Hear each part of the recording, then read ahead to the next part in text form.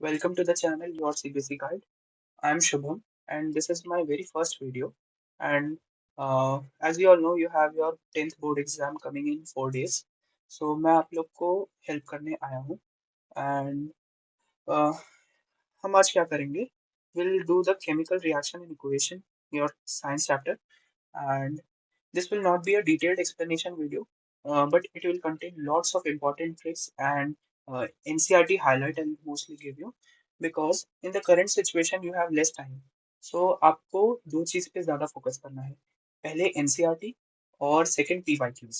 बस दो चीज करने से आपके बोर्ड एग्जाम बहुत अच्छे से जा सकते हैं. मैं आपको अपना एक्सपीरियंस बताऊं तो मैं अभी केमिस्ट्री ऑनर्स परस्यू कर रहा हूँ कैलकाटा यूनिवर्सिटी से and I scored 95 in 10th science and 96 in 12th chemistry and I tell you my experience कि हमारे टाइम में हम लोग एनसीईआरटी उतना अच्छे से रीड नहीं करते थे और जब क्वेश्चंस आता था तो हम लोग को लगता था कि ये क्वेश्चन थोड़ा आउट ऑफ सिलेबस है या फिर थोड़ा एडवांस क्वेश्चन है. बट द फैक्ट इज आपकी एनसीईआरटी में हर चीज मेंशन की हुई है, वो थोड़ी कम डिटेल में की हुई है, एकदम पैराग्राफ के बीच में की हुई है जो हम समझ नहीं पाते. तो उसमें मैं आई हेल्प यू. ठीक है. So quickly will start. First, I'll tell you the important areas to focus on this chapter. So, the important parts are types of chemical reaction and their example. And there are activities. उससे बहुत questions आते हैं. Activities में आपको like activities में colour of the compound और उसकी observation से लाइक बहुत कॉम्पिटेंसी बेस्ड क्वेश्चन आते हैं. और सीवीक्यू तो अभी आपके बोर्ड एग्जाम्स में बहुत इंपॉर्टेंट हो चुके हैं वैसे भी. And another important part is balancing of chemical reaction. And the last is redox reaction and the rancidity part. Rancidity part से theoretical question आएगा give reason type का, तो that I'll tell you. And इस chapter का main tip यही है कि आप इसको लिख लिख के प्रैक्टिस कीजिए. अब टाइम बहुत कम है तो आप इसकी रिएक्शंस में आपको पूरा अभी बताऊंगा, तो उसको आप एक जगह पे नोट डाउन कीजिएगा और उसको बार बार लिख के प्रैक्टिस कीजिएगा, तो उससे आपको बहुत बेनिफिट मिलेगा. So will start with that. Okay. So chapter पहले जैसे ही स्टार्ट होता है तो will just see the important parts. So chapter के फर्स्ट स्टार्टिंग में बस इंट्रोडक्शन के बारे में दिया है, केमिकल रिएक्शन एंड इक्वेशन के बारे में. But the main thing start from this activity 1.1. यहाँ पे क्या हो रहा है, ये लोग मैग्नीशियम रिबन को बर्न कर रहे हैं.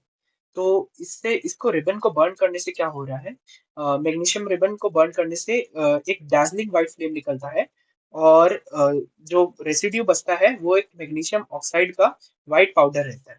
ठीक है. तो यहाँ पे मेन हाइलाइटेड पोर्शन ये है कि magnesium ribbon Burns with a dazzling white flame and changes into white powder. ये व्हाइट पाउडर मैग्नीशियम ऑक्साइड का है. तो यहाँ पे एक ऐसे टाइप के क्वेश्चन बनते हैं like a metal X is burned in air and to give a white powder and a dazzling white flame. So you have to tell the metal name and the name of the residue, white residue. Okay. तो ये part important है, इसको आप अच्छे से कीजिएगा. ये इसकी रिएक्शन यहाँ पे लिखी हुई है एंड ये इसका पार्ट हो गया. अब एक्टिविटी 1.2 पे आए तो यहाँ पे भी लेड नाइट्रेट का सोल्यूशन दिया हुआ है और उसमें पोटेशियम आयोडाइड हम लोग को डालना है. तो लेड नाइट्रेट और पोटेशियम आयोडाइड का जब हम रिएक्शन कराएंगे तो ये एक डबल डिस्प्लेसमेंट रिएक्शन है जो हम आगे पढ़ेंगे. बट इसके लिए आपको ये एक्टिविटी में मेनली इंपॉर्टेंट क्या है कि आपको रिएक्शन अच्छे से पता होना चाहिए कि लेड नाइट्रेट और पोटेशियम आयोडाइड रिएक्ट करके कैसे बनेंगे. वो हम डबल डिस्प्लेसमेंट में डिस्कस करेंगे. बट लेड नाइट्रेट और हाँ, और एक इम्पॉर्टेंट चीज इस पूरे चैप्टर में आपको अगर किसी का बेसिक क्लियर नहीं है तो क्लास 9 का वैलेंसी वाला पार्ट बहुत इंपॉर्टेंट है. आपको कॉमन मेटल आयंस का और एनायंस का वैलेंसी पता होना चाहिए जिससे आप कंपाउंड बना सकते हैं. जैसे कि लेड नाइट्रेट है तो उसको हम PbNO3 गोल्ड वाइज ही क्यों लिख रहे हैं, PbNO3 या कुछ और क्यों नहीं लिख रहे हैं. तो उसका एक कॉन्सेप्ट होता है, इसमें दो रेडिकल है, एक लेड है और एक नाइट्रेट है. तो लेड का चार्ज +2 होता है और नाइट्रेट का -1. तो ये क्रिस क्रॉस मेथड होता है, इससे हम कंपाउंड बनाते हैं. लेड के साथ 1 जुड़ जाएगा, इसमें चार्ज को नहीं देखेंगे, और नाइट्रेट के साथ 2 जुड़ जाएगा. So this is the basic concept. अगर आपको ये कॉन्सेप्ट क्लियर नहीं है तो आपको ये चैप्टर में बहुत डिफिकल्टी होगा. So it's better to clear this concept. And बाकी मोस्टली सब लोगों का आई थिंक ये क्लियर ही होगा क्योंकि अब बोर्ड एग्जाम आने ही वाले हैं. So okay, now will discuss. So यहाँ पे डबल डिस्प्लेसमेंट में मेनली आयन एक्सचेंज हो जाता है, तो जिससे लेड आयोडाइड के साथ कंबाइन कर जाता है और पोटेशियम नाइट्रेट के साथ कंबाइन कर जाता है. So this is an important this activity. इस एक्टिविटी से लाइक रिएक्शन लिखने को ही आ सकता है. ठीक है. Number third is zinc and HCl वाला एक्टिविटी। तो इसमें क्या हो रहा है, जिंक जो है उसको हम HCl के साथ ट्रीट करा रहे हैं, तो इसमें भी जिंक क्लोराइड बनेगा और जिंक क्लोराइड यहाँ पे बन जाएगा और उसके साथ हाइड्रोजन गैस रिलीज होगी और हीट भी रिलीज होगी, राइट।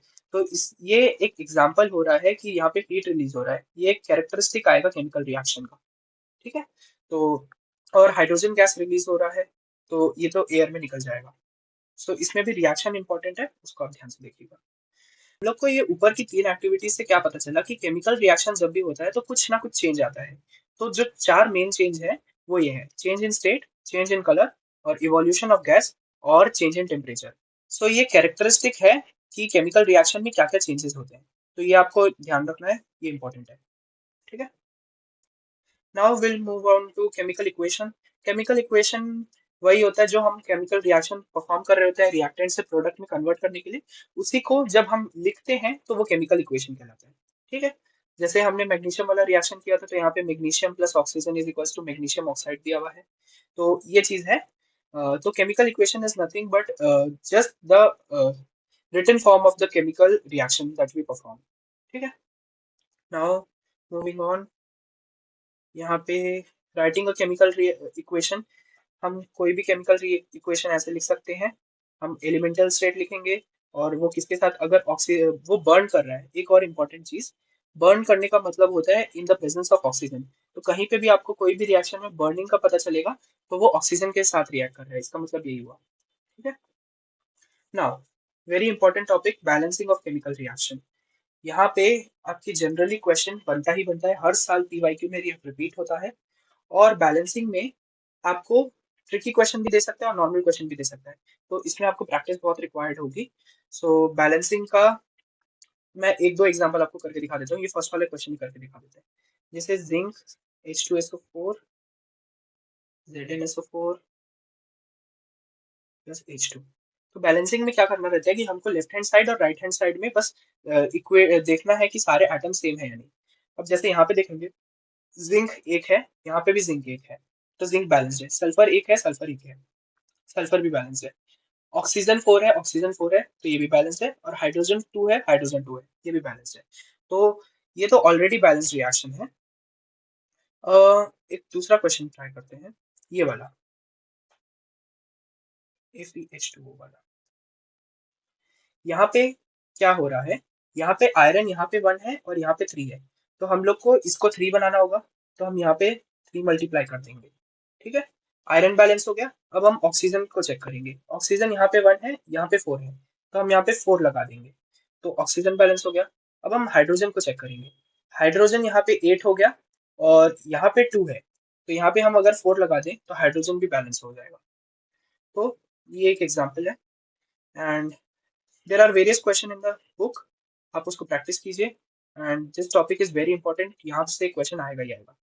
और ये मैंने कॉमन वैलेंसीज लिख के रखी है, अगर लोग किन्हीं को प्रॉब्लम होता है कि कंपाउंड कैसे बनता है समझ नहीं आता, जैसे लेड नाइट्रेट हो गया, पोटेशियम आयोडाइड हो गया, कि Ki ही क्यों लिखते हैं, Ki2 क्यों नहीं लिखते हैं, तो उसके लिए आपको क्रिस क्रॉस मेथड और वैलेंसीज का ध्यान रखना पड़ेगा। तो ये कॉमन वैलेंसी है, ये मैं आपको प्रोवाइड कर दूंगा। ये बहुत इंपॉर्टेंट है, writing symbol of physical state. हमें जब भी कोई केमिकल रिएक्शन लिखते हैं तो हमें उसका फिजिकल स्टेट मेंशन करना बहुत जरूरी होता है। जैसे कि ये वाली रिएक्शन में ही हमने आयरन लिया, तो आयरन यहाँ पे सॉलिड स्टेट में था और वाटर हमेशा लिक्विड या गैसियस स्टेट में ही होता है, तो वाटर यहाँ पे गैसियस स्टेट में है। फिर हमें आयरन ऑक्साइड फेरिक ऑक्साइड बना, तो ये सॉलिड स्टेट में होगा। और जो हाइड्रोजन गैस है ये रिलीज होके गैसियस स्टेट में रिलीज हो जाएगी। Now we move on. यहाँ पे इंटेक्स्ट क्वेश्चन, बैलेंसिंग के ये वाले क्वेश्चन आप ट्राई कीजिएगा जरूर। और ये वाला एक अच्छा क्वेश्चन है, ये आपकी एनसीईआरटी में मेंशन नहीं है इसलिए मैं आपको पहले से बता रहा हूँ कि मैग्नीशियम रिबन को क्लीन क्यों करना चाहिए हमेशा जब उसकी बर्निंग करते हैं। तो मैग्नीशियम रिबन में पहले से एक कोटिंग लगी हुई रहती है और इसको हम जब क्लीन करते हैं तो ये कोटिंग रिमूव होती है, जिसकी वजह से ये ऑक्सीजन के साथ बर्न कर पाता है। So the main reason is इस पे एक पहले से कोटिंग लगी हुई रहती है, उस कोटिंग को रिमूव करने के लिए हम उसको क्लीन करते हैं, ठीक है। और बैलेंसिंग के क्वेश्चन आप जरूर ट्राई कीजिएगा, ये ये वाला आपका डबल डिस्प्लेसमेंट रिएक्शन में आएगा एंड इट्स इम्पोर्टेंट। ठीक है, now we move on. Types of chemical reaction, ये बहुत इंपॉर्टेंट है। इसमें लाइक लगभग कितना, एक कॉम्बिनेशन है, एक आपका डीकम्पोजिशन है, एक आपका डिस्प्लेसमेंट है और डबल डिस्प्लेसमेंट है। चार मेन टाइप की ब्रॉड रिएक्शंस है, तो ये आपके बहुत इंपॉर्टेंट है, इससे वेरियस टाइप ऑफ क्वेश्चंस आते हैं। तो we'll see that now. Let's start with what are the types of chemical reaction. First is combination reaction. Combination reaction नाम से ही पता चल रहा है कुछ चीज कंबाइन कर रहा है, तो इसका आप जनरली समझ सकते हैं कि कोई ए है और कोई बी है, ये कंबाइन करके ए बी बन रहा है, तो ये एक केमिकल कॉम्बिनेशन रिएक्शन होगी। ठीक है, ये इसका बेसिक फंडा है। तो अगर आपको डेफिनेशन लिखने आया तो आप ऐसे लिख सकते हैं, when two reactants combine to form a single product, so that reaction is called combination reaction. तो ये चीज हो गया। अब यहाँ पे इंपॉर्टेंट चीज ये एक्टिविटी, ये एक्टिविटी बहुत इंपॉर्टेंट है क्योंकि इसमें क्विक लाइम और स्लेक लाइम का कॉन्सेप्ट आएगा, और आपके बोर्ड एग्जाम में ये बहुत कॉम्पिटेंसी बेस्ड क्वेश्चन में ये बहुत इंपॉर्टेंट है। क्विक लाइम वाला पार्ट, स्लेक लाइम और लाइमस्टोन, ये तीन चीज बहुत इंपॉर्टेंट है, सो इसको अच्छे से कीजिएगा ना। इस एक्टिविटी में हम क्या कर रहे हैं, हम एक कैल्शियम ऑक्साइड, हम कैल्शियम ऑक्साइड को ले रहे हैं। कैल्शियम ऑक्साइड को हम लोग क्विक लाइम कहते हैं, इसका कॉमन नेम है, ये आपको याद करना पड़ेगा, बहुत इंपॉर्टेंट है। हम इसमें पानी डालेंगे और हम पानी डालने के बाद इसमें इसको मिक्स करने के बाद हमको पता चलेगा कि एक कैल्शियम हाइड्रोक्साइड बन रहा है जिसको हम स्लेट लाइम कहते हैं, और हीट निकल रही है। ठीक है, तो हीट निकल रही है जिससे हमें पता चलेगा, हम अगर इसको परफॉर्म करें बीकर में, तो हम जब इसको टच करेंगे रिएक्शन होने के बाद तो ये हल्का गर्म हो जाएगा। तो ये है कैल्शियम ऑक्साइड का रिएक्शन। तो इसमें आपको ये क्विक लाइम वाला नाम और स्लेट लाइम का नाम बहुत इंपॉर्टेंट है, इसको आप याद रखिएगा। अब क्वेश्चन आपका कॉम्पिटेंसी बेस्ड क्वेश्चन में कैसे बनता है, a compound x reacts with water and forms slate lime, तो आपको वो एक्स का नाम बताना पड़ेगा वैसे टाइप से। अब एक इंपॉर्टेंट फैक्ट है, ये जो क्विक लाइम है ये व्हाइट वॉशिंग के लिए यूज होता है, व्हाइट वॉशिंग ऑफ वॉल्स, तो ये भी आपके पेपर में आता है, तो इसको आप ध्यान रखिएगा कि वॉल की व्हाइट वॉशिंग के लिए क्या कौन सा कंपाउंड यूज होता है, क्विक लाइम। उसको वाटर के साथ हम जब रिएक्ट करते हैं तो कैल्शियम हाइड्रोक्साइड बनता है जिसको हम लोग स्लेट लाइम बोलते हैं, और हीट रिलीज होती है। हीट रिलीज हुई तो ये एक एक्सोथर्मिक रिएक्शन है। ये वाला हो पार्ट हो गया। हाँ, और एक और चीज, एनसीईआरटी में जितने भी ऐसे वाले बॉक्सेस हैं ये बहुत इंपॉर्टेंट होते हैं, यहाँ से हमेशा कोई ना कोई क्वेश्चन बनता है, ये आपके फिजिक्स केमिस्ट्री आप हर जगह जहाँ पे भी देखेंगे ये बॉक्सेस को जरूर कवर कीजिएगा।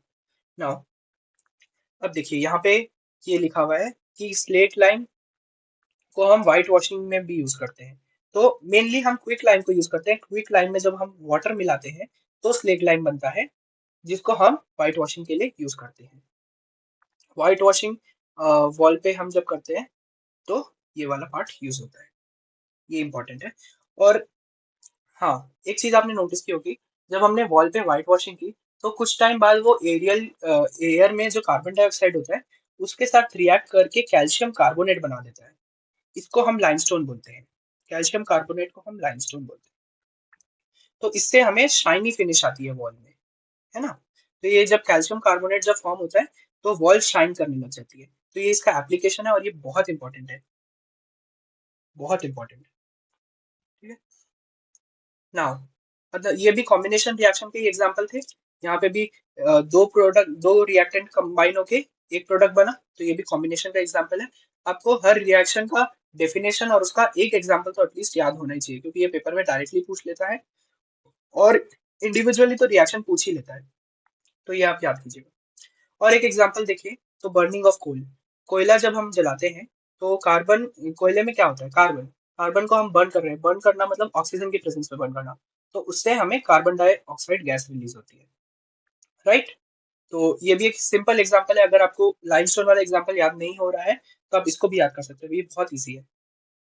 सिमिलरली वाटर का फॉर्मेशन में भी हाइड्रोजन और ऑक्सीजन कंबाइन होकर वाटर बनाते हैं, तो ये भी कॉम्बिनेशन का ही एग्जांपल हुआ।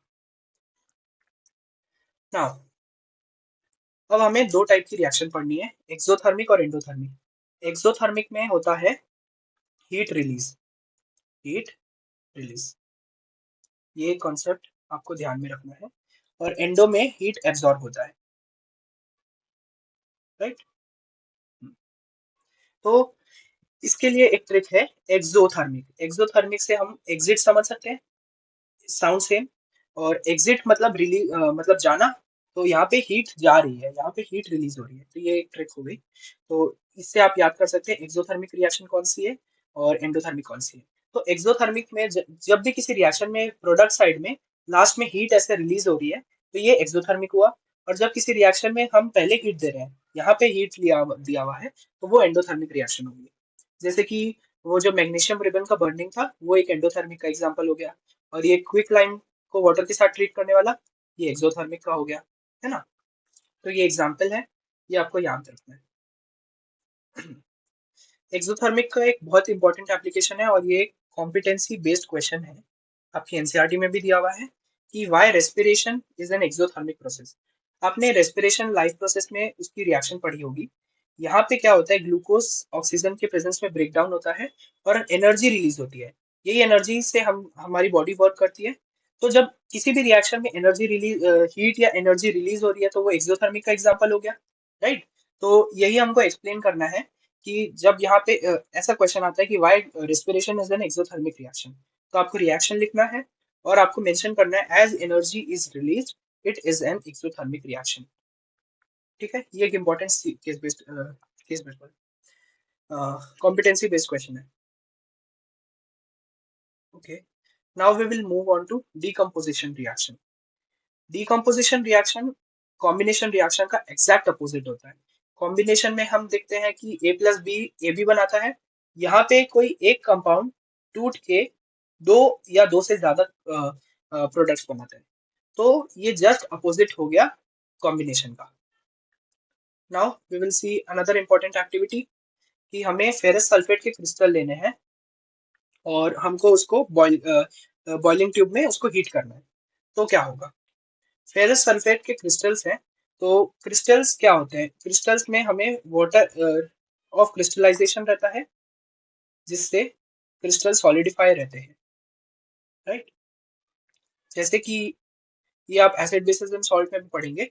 बट यहाँ पे फेरस सल्फेट के जो क्रिस्टल होते हैं, वो उसके साथ 7 वाटर ऑफ क्रिस्टलाइजेशन जुड़े रहते हैं, जिससे वो सॉलिड फॉर्म में रहता है क्रिस्टल्स में।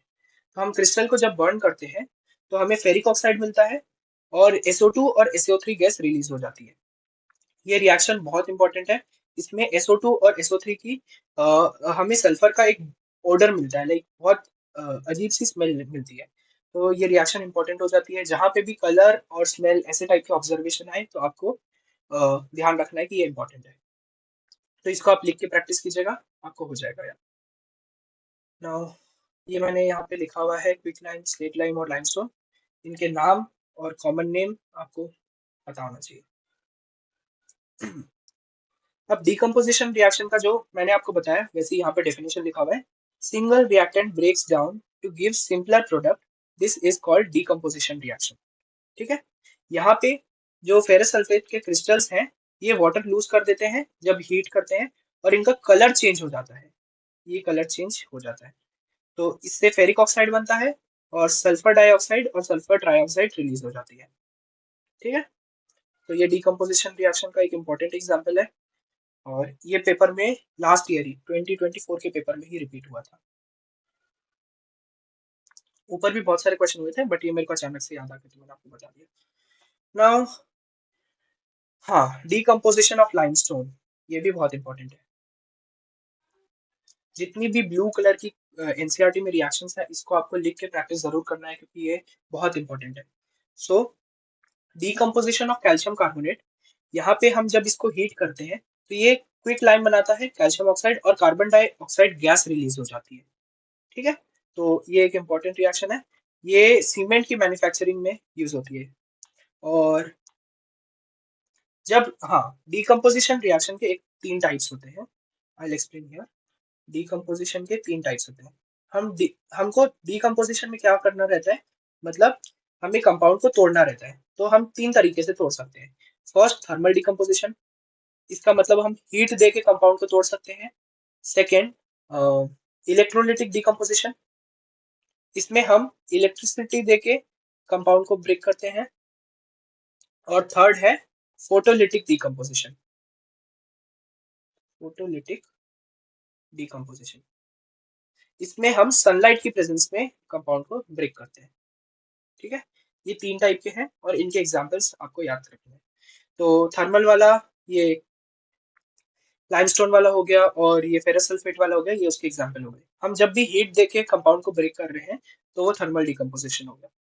ठीक है, नाउ एक और थर्मल का एग्जांपल देख लीजिए, लेड नाइट्रेट का डिकम्पोजिशन। जब लेड नाइट्रेट को हम लोग हीट करते हैं तो ये लेड ऑक्साइड और नाइट्रोजन डाइऑक्साइड और ऑक्सीजन रिलीज करता है।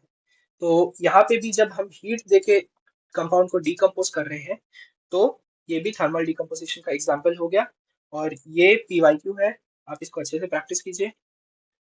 Now we move on to electrolytic decomposition. Second type है ये। इलेक्ट्रोलिटिक डिकम्पोजिशन में क्या होता है कि हम इलेक्ट्रिसिटी का यूज करके हम डिकम्पोज कर रहे हैं किसी कंपाउंड को। इसका बेस्ट एग्जांपल वाटर है। वाटर को जब हम इलेक्ट्रोलिसिस में डालते हैं तो वाटर H प्लस और OH माइनस आयन में डिसोसिएट हो जाता है। अब इलेक्ट्रोलिसिस जब हम करते हैं तो एक कैथोड होता है और एक एनोड होता है। ये आपके सीबीक्यू में ऐसे टाइप के क्वेश्चन आते हैं कि कैथोड और एनोड में क्या जाता है। तो आपको एक चीज याद रखना है कि कैथोड हमेशा नेगेटिव होता है। ये आपके एसिड बेसिस एंड सॉल्ट में कॉस्टिक सोडा वाले पार्ट में भी आएगा। तो ये आपको याद रखना पड़ेगा कि कैथोड नेगेटिव होता है। ठीक है, तो हमेशा नेगेटिव और पॉजिटिव अट्रैक्ट करता है एक दूसरे को। तो एनोड पॉजिटिव होगा, अगर अगर कैथोड नेगेटिव है तो एनोड पॉजिटिव हो गया। अब हमारे पास H प्लस है और OH माइनस है। OH माइनस नेगेटिव है तो ये जाके पॉजिटिव चार्ज के पास जाएंगे। तो नेगेटिव है तो पॉजिटिव के पास जाएगा, मतलब OH माइनस एनोड के पास जाएगा। और जो H प्लस है ये कैथोड के पास जाएगा, क्योंकि ये पॉजिटिव है और कैथोड नेगेटिव है। तो ये चीज आपको याद रखनी है। ठीक है, इस पार्ट में से इतना ही इंपॉर्टेंट है, इलेक्ट्रोलाइटिक डिकम्पोजिशन का एग्जांपल और एनोड और कैथोड में क्या जाएगा। Now we move on to the third type, photolytic decomposition, जहां पे हम सनलाइट के प्रेजेंस में डिकम्पोज कर रहे हैं। राइट, सनलाइट का यूज कर रहे हैं। इसके दो एग्जांपल है आपकी बुक में और ये बहुत इंपॉर्टेंट है। सनलाइट के प्रेजेंस में हम सिल्वर क्लोराइड और सिल्वर ब्रोमाइड को ब्रेक करते हैं। ठीक है, तो क्या होता है, ये डिकम्पोज हो रहा है, मतलब ये दो प्रोडक्ट में टूट जाएगा। सिल्वर क्लोराइड है तो सिल्वर और क्लोराइड में ब्रेक हो जाएगा। ठीक है, और ये हो गया। यही सिल्वर ब्रोमाइड का एग्जांपल दिया हुआ है। सिमिलरली सिल्वर ब्रोमाइड है तो सिल्वर और ब्रोमीन में डिकम्पोज हो जाएगा। और ये इसका एप्लीकेशन है, ये पेपर में पूछता है, ये इंपॉर्टेंट है, इसका आप ध्यान रखिएगा कि ये ब्लैक एंड व्हाइट फोटोग्राफी में यूज होता है, फोटोलिटिक डिकम्पोजिशन। ठीक है, तो ये चीज हो गया। यहाँ पे एंडोथर्मिक का एग्जांपल यहाँ पे दिया हुआ है कि एंडोथर्मिक कौन सी रिएक्शन होती है जहाँ पे एनर्जी एब्जॉर्ब होती है। तो ये फोटोलिटिक डिकम्पोजिशन एक एंडोथर्मिक रिएक्शन ही हो गया। सारी डिकम्पोजिशन रिएक्शन एंडोथर्मिक ही हो गई, क्योंकि यहाँ पे हमें एनर्जी पहले देना पड़ता है जिससे कंपाउंड ब्रेक होता है। राइट, तो हमें एनर्जी पहले देना पड़ेगा, इधर in the form of heat, electricity या फिर लाइट।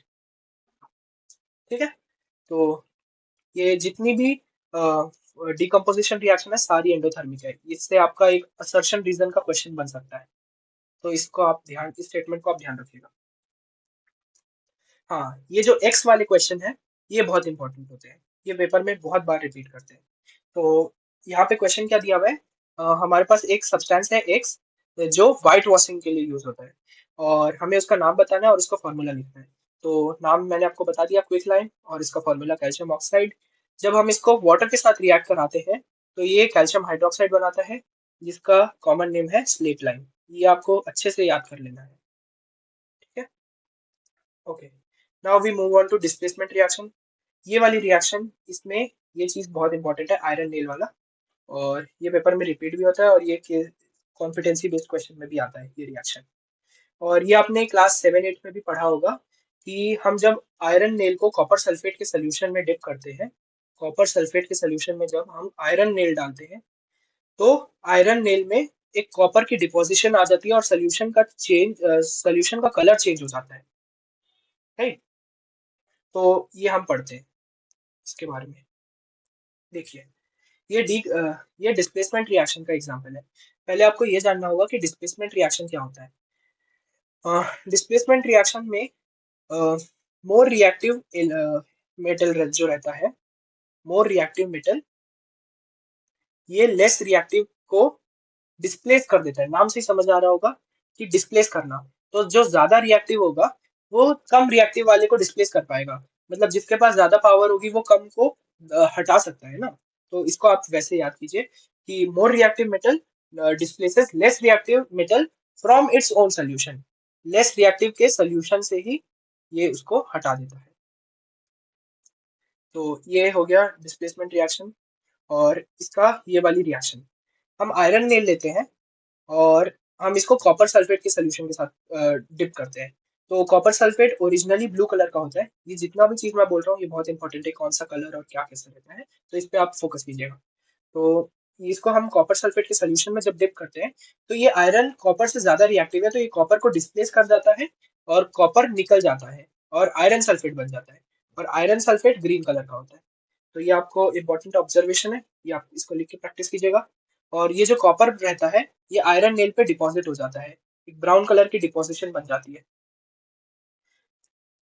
ठीक है, कि यहाँ पे इसकी definition, more reactive metal displaces less reactive metal from its own compound. तो ये हो गया आपका डिकम्पोजिशन, डिस्प्लेसमेंट सॉरी। एंड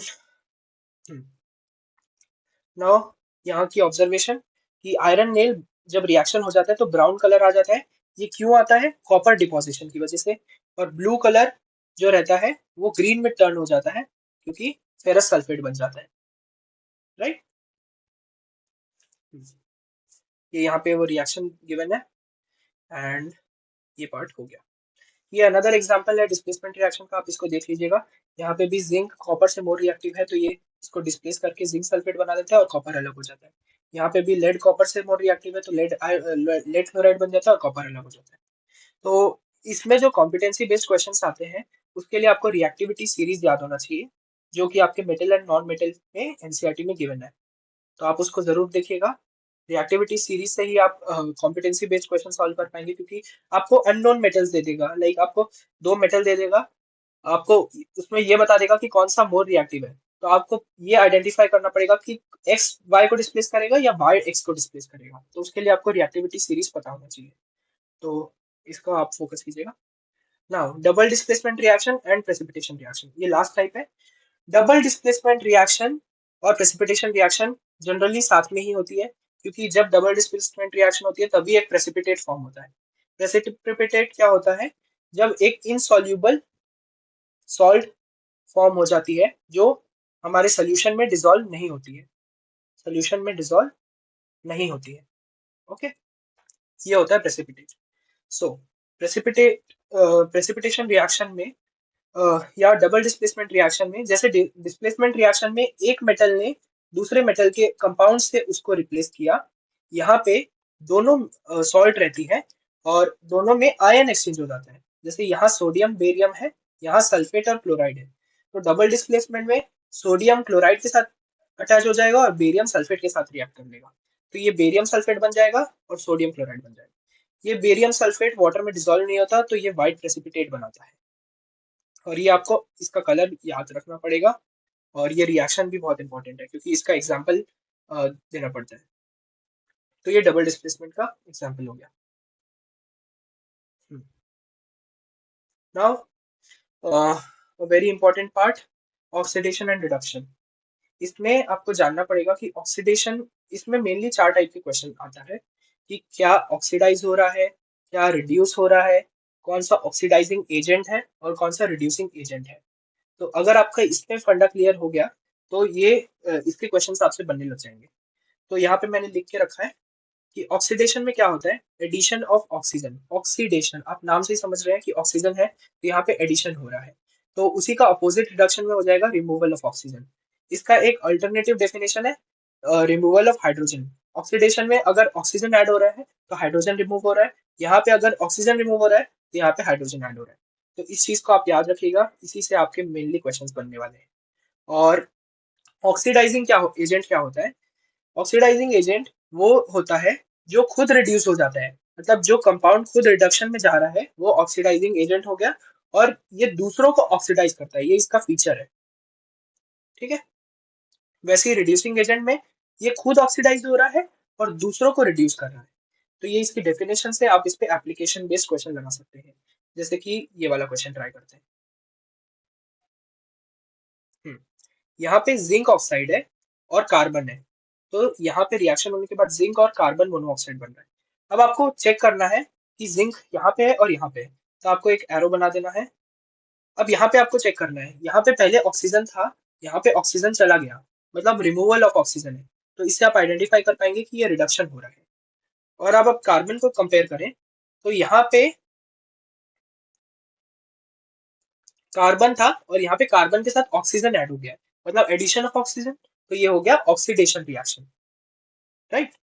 अब हमें ऑक्सीडाइजिंग और रिड्यूसिंग एजेंट बताना है, तो जहां से रिडक्शन स्टार्ट हो रहा है वो आपका ऑक्सीडाइजिंग एजेंट हो जाएगा, क्योंकि ऑक्सीडाइजिंग एजेंट का डेफिनेशन क्या है? जो खुद रिड्यूस हो रहा है, इट सेल्फ गेट्स रिड्यूस। तो जिंक ऑक्साइड यहाँ पे रिड्यूस हो रहा है, तो ये ऑक्सीडाइजिंग एजेंट हो गया। और कार्बन यहाँ पे ऑक्सीडाइज हो रहा है, तो ये रिड्यूसिंग एजेंट हो गया, क्योंकि ये खुद ऑक्सीडाइज हो रहा है, राइट। नाउ ये इसका एग्जांपल हो गया, रिड्यूसिंग एजेंट, ऑक्सीडाइजिंग एजेंट, और ऑक्सीडेशन कहाँ पे हो रहा है और रिडक्शन कहाँ पे हो रहा है। तो आप सिमिलरली इस एग्जांपल को भी ट्राई कीजिएगा, तो आपका प्रैक्टिस होगा। अब एक और हिडन चीज जो मेनली लोग फोकस नहीं करते हैं, और ये एनसीईआरटी में दिया हुआ है और इससे कॉम्पिटेंसी बेस्ड क्वेश्चन आता है, ये वाली एक्टिविटी लोग इस पे फोकस नहीं करते हैं, कॉपर पाउडर पे। और यहाँ से क्वेश्चन ऑक्सीडेशन रिडक्शन पे भी आता है, और यहाँ पे एक्स वाला क्वेश्चन भी आता है। तो इस एक्टिविटी में मेनली क्या होता है कि आपके पास कॉपर पाउडर है, उसको आप हीट कर रहे हैं, तो क्या रिएक्शन हो रहा है? ये देखिए, कॉपर है, हम उसको हीट कर रहे हैं, हीट करना मतलब ऑक्सीजन के प्रेजेंस में बर्न करना, तो हमें कॉपर ऑक्साइड मिल रहा है। तो इसमें कॉपर ऑक्साइड ऑक्साइड जो होता है ये ब्लैक कलर का होता है, ब्लैक पाउडर होता है। तो एक कलर आपको इंपॉर्टेंट है, याद रखना, यहाँ पे लिखा हुआ है कॉपर ऑक्साइड ब्लैक कोटिंग और turns brown as the reverse reaction takes place. जब हम कॉपर हमारे पास ब्राउन कलर का होता है, और जब हम उसको ऑक्सीडाइज करते हैं तो कॉपर ऑक्साइड ब्लैक कलर का बन जाता है। अगर हमने रिवर्स किया कि हमने कॉपर ऑक्साइड को हाइड्रोजन के साथ हीट किया, तो हमें कॉपर मिलता है, तो यहाँ पे ब्लैक था, फिर ये ब्राउन हो जाता है। तो ये चीज आपके लिए बहुत इंपॉर्टेंट है कि कौन सा ब्लैक है कौन सा ब्राउन है, और ऑक्सीडाइज करने पर क्या प्रोडक्ट मिल रहा है और इसको रिड्यूस करने पर कॉपर मिल रहा है। तो ये चीज आपको ध्यान रखनी है, ये कॉम्पिटेंसी बेस्ड क्वेश्चन में आता ही आता है ऐसे वाले क्वेश्चन। तो जहां जहां पे मैंने सीबीक्यू लिखा है उसको आप इंपॉर्टेंटली अच्छे से फोकस कीजिएगा। Now we come to the last topic of this chapter, and आपका चैप्टर खत्म हो जाएगा। ये है ऑक्सीडेशन का डेली लाइफ एग्जाम्पल। यहाँ से आपके एक थियोरेटिकल क्वेश्चन बनते हैं, गिव रीजन टाइप के, तो इस पे आपको फोकस करना है। यहाँ पे दो टॉपिक है, कोरोजन और रैंसिडिटी। इसमें भी ज्यादा इंपॉर्टेंट रैंसिडिटी है, क्योंकि कोरोजन आपका मेटल एंड नॉन मेटल में कवर होता है, वहां पे ज्यादा अच्छे से कवर होता है। रस्टिंग ऑफ आयरन, वहां पे रिएक्शन भी गिवन है, तो वहां पे हम अच्छे से इसको कवर करेंगे। तो कोरोजन में मेनली क्या रहता है कि कोई भी चीज मेटल जो रहती है वो मॉइस्चर के साथ, एयर में जो मॉइस्चर रहता है उसके साथ रिएक्ट करके कोरोड हो जाती है। कोरोड होना मतलब जंग लगना। तो ये आपने देखा होगा, कोई स्टील का बॉक्स रहता होगा, और अगर वो कहीं बाहर पड़ा हुआ रहे तो उस बॉक्स में कुछ टाइम बाद ब्राउन कलर की रस्ट जम जाती है। ये बहुत कॉमन केस है, आपने साइकिल की चेन में भी देखा होगा कि उसमें रस्ट लग जाता है तो वो ब्राउन कलर में टर्न हो जाता है, राइट। तो ये रस्टिंग होता है, ये रस्टिंग मेन रीजन इसका मॉइस्चर के साथ रिएक्ट करना होता है, उससे ये करोड होता है। तो ये इसका बेसिक कॉन्सेप्ट है। तो यहाँ पे आप देखिए, when a metal is attacked by substance around it such as moisture और acid, it's said to corrode and this process is called corrosion. तो ये कोरोजन की प्रोसेस है। अब हमें कोरोजन को प्रिवेंट करने के लिए हमारे पास इसका प्रिवेंटिव मेजर है कि हम पेंट करते हैं। पेंट करने से क्या होगा? पेंट करने से हमारे ऊपर हमारे किसी भी मेटल के ऊपर लेयरिंग आ जाएगी, जिससे वो मॉइस्चर से रिएक्ट नहीं करेगा और उस पे रस्ट नहीं लगेगा। तो ये क्वेश्चन आता है कि why do we paint any metal surface और like something like that. So उसको हम ऑक्सीडेशन यानी मॉइस्चर से प्रिवेंट करने के लिए हम उसको पेंट कर रहे हैं। ठीक है, ये बेसिक कॉन्सेप्ट हो गया कोरोजन का। Now the last part is rancidity. यहाँ से बहुत इंपॉर्टेंट क्वेश्चन आता है। रैंसिडिटी में क्या रहता है, ये भी ऑक्सीडेशन का एग्जाम्पल एप्लीकेशन है। फैट्स और ऑयल्स जो रहते हैं, ये जब ऑक्सीडाइज हो जाते हैं तो ये रैंसिड हो जाते हैं, मतलब इनकी स्मेल और टेस्ट चेंज हो जाता है। स्मेल और टेस्ट चेंज हो जाता है, राइट। स्मेल एंड टेस्ट, ये चीज चेंज हो जाती है। इसका बेस्ट एग्जांपल आपने पिकल में देखा होगा। पिकल को हम लोग सनलाइट में रखते हैं ताकि वो सनलाइट में रखते हैं क्योंकि पिकल को ऑक्सीडेशन होने से उसका टेस्ट चेंज हो जाता है और उससे उसकी स्मेल और टेस्ट चेंज हो जाती है, राइट। और रैंसिडिटी दो तरीके से काम कर सकती है। इसकी पॉजिटिव एप्लीकेशन भी हो सकती है और नेगेटिव भी। पॉजिटिव एप्लीकेशन आप पिकल में देख रहे हैं कि अगर हम उसको सनलाइट में ऑक्सीडाइज करा रहे हैं तो उसका टेस्ट अच्छा होता है। सिमिलरली हम जो चिप्स के पैकेट्स रहते हैं, अगर हम उसको ओपन में ऑक्सीडेशन में छोड़ दें, अगर हमने पैकेट खोल के रख दिया तो वो खराब हो जाएगा, राइट। तो यहाँ पे रैंसिडिटी का नेगेटिव एप्लीकेशन दिख रहा है। तो हम एक बार बुक से देख लेते हैं। When fats and oils are oxidized, they become rancid and their smell and taste changes. तो इसको प्रिवेंट करने के लिए हम एंटीऑक्सीडेंट का यूज करते हैं। हमारे मेनली इसमें क्या हो रहा है, ऑक्सीडेशन हो रहा है। तो ऑक्सीडेशन को रोकने के लिए हम एंटीऑक्सीडेंट का यूज करेंगे। सॉल्ट में, पिकल में हम सॉल्ट डालते हैं एंड चिप्स में हम नाइट्रोजन गैस से फ्लश कराते हैं। चिप्स के पैकेट्स में नाइट्रोजन गैस रहती है ताकि वो ऑक्सीडाइज ना हो, राइट। तो ये हो गया। ये लास्ट वाली लाइन, यहाँ से आपका गिव रीजन का क्वेश्चन बनता है। Flush bags of chips with gas such as nitrogen to prevent the chips from getting oxidised. तो यहाँ से आपके क्वेश्चन बनता है गिव रीजन वाला। सो इसके साथ आपका चैप्टर खत्म हो गया है। आप क्वेश्चन प्रैक्टिस कीजिएगा। एनसीईआरटी में काफी अच्छे क्वेश्चंस दे रखे हैं और यहाँ पे बैलेंसिंग के भी क्वेश्चंस दे रखे हैं। आप इसको प्रैक्टिस जरूर कीजिएगा। एंड ये थियोरेटिकल क्वेश्चंस, इसको आप चाहें तो स्किप कर सकते हैं क्योंकि मोस्टली इस चैप्टर से एप्लीकेशन बेस्ड क्वेश्चन आते हैं। जहां तक मतलब आप अभी के लिए स्किप कर सकते हैं, बट आप प्रीवियस ईयर क्वेश्चन जरूर सॉल्व कीजिए। आपको आइडिया होगा कि कैसे टाइप के क्वेश्चन पेपर में आ रहे हैं। आपको कॉम्पिटेंसी बेस्ड क्वेश्चन मिलेंगे, आपको एग्जाम्पल गिवन वाले क्वेश्चन मिलेंगे, आपको बैलेंसिंग के क्वेश्चन मिलेंगे। तो वो आपका कॉन्सेप्ट प्रीवियस ईयर क्वेश्चन लगाने से ही होगा। और बैलेंसिंग के लिए the main thing is practice. जितना आप प्रैक्टिस करेंगे उतना ज्यादा आपका स्ट्रॉन्ग होगा बैलेंसिंग। तो अभी वैसे भी टाइम कम है, तो आप प्रीवियस ईयर क्वेश्चन लगाइए जितना हो सके और ये चैप्टर आपका स्ट्रॉन्ग हो जाएगा। ये देखिए ऐसे टाइप के क्वेश्चन आते हैं। इन दोनों को, कोरोजन और एसिडिटी को एक्सप्लेन करना है एग्जाम्पल के साथ।